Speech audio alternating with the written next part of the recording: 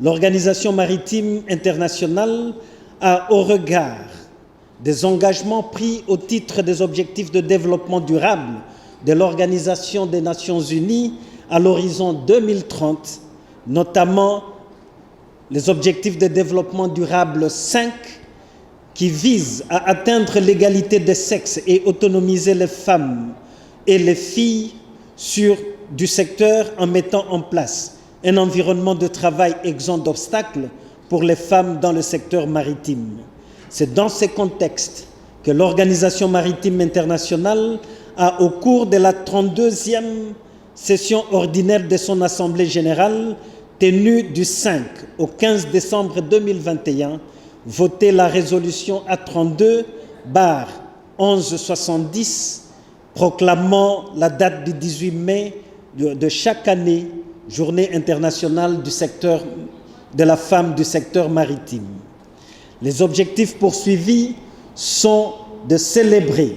la place des femmes dans le secteur maritime et en même temps d'interpeller le pouvoir public à promouvoir de façon continue le recrutement, le maintien en service et l'emploi durable des femmes dans le secteur maritime, de donner davantage de visibilité aux femmes du secteur, de renforcer l'engagement de l'Organisation maritime internationale en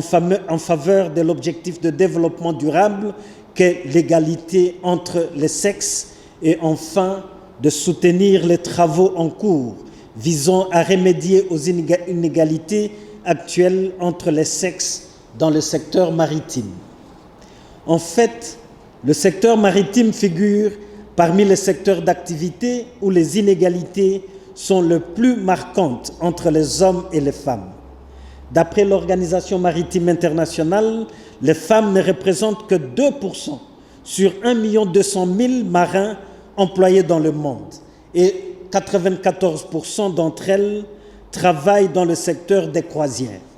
La République démocratique du Congo est le seul pays de l'Afrique centrale,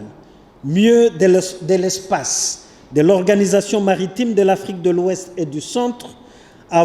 voir une femme à la tête de la direction de la marine marchande et des voies navigables. En acceptant de présider la cérémonie de ce jour, j'ai tenu à marquer une fois de plus mon attachement à la gente féminine et mon